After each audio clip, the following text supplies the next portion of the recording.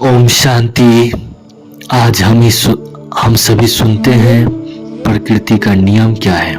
प्रकृति का पहला नियम है जिसके पास जो होते हैं वही दूसरों को बांटता है। अर्थात सुखी सुख बांटता है, दुखी दुख बांटता है, ज्ञानी ज्ञान बांटता है, भ्रमित भ्रम बांटता है, भयभीत भय बांटता है। और प्रकृति का दूसरा नियम भी है, आपको जीवन में जो भी कुछ मिला है उसे पचाना सीखो, क्योंकि भोजन न पचने से रोग बढ़ता है।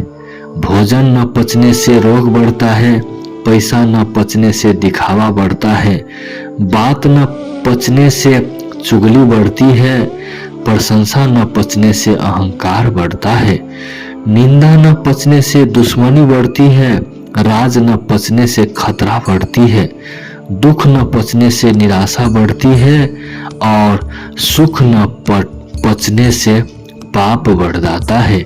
इसीलिए यह प्रकृति का जो नियम है उसको हम सभी फुल अंडरलाइन करें, बुद्धि में कंसेप्ट में रखें और उस अकॉर्डिंग अपने जीवन को श्रेष्ठ बनाएं।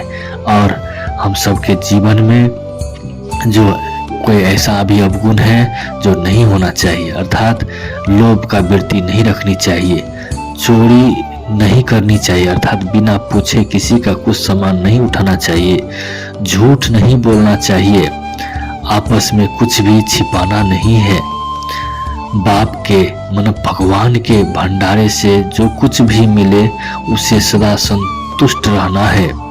सचखंड के स्थापना के कार्य में बाप दादा को पूरा मददगार बनना है, अर्थात तन मन धन श्वास संकल्पों से सेवा करनी है इस धरती को स्वर्ग बनाने में। संगठनों को मजबूत बनाने के लिए सदा एक मत होकर रहना है, सदा ज्ञान के सिमरन करते रहना है। बाबा जो ज्ञान दिया है उस महावाक्य को चिंतन करते रहना चाहिए।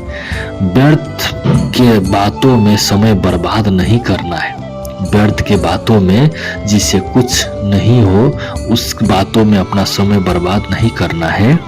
सभी को विशेषताओं को ही देखना है, सभी के विशेषता को ही देखना है।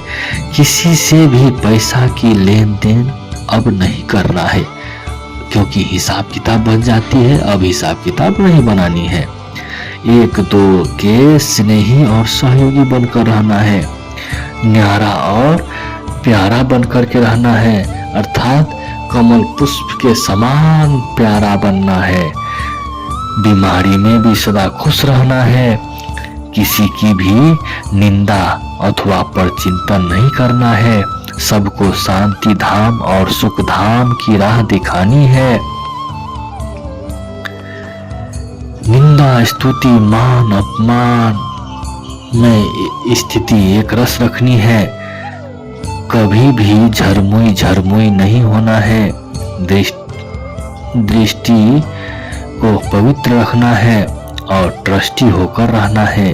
सिवाय एक बाप के किसी की भी याद नहीं करना है, योग युक्त अवस्था में रहना है, ज्ञान की टिकलू अर्थात भू करते रहना है, शंखध्वनि करना है। भोजन की एक गिट्टी बाप की याद में रह करके बाप के साथ रखनी है। किसी की विशेषताओं के ऊपर प्रभावित नहीं होना है, सदैव सात्विक भोजन ही स्वीकार करना है। भोजन पर एक दो को बाप की याद दिलाना है, कोई भी उल्टी चलन नहीं चलनी है।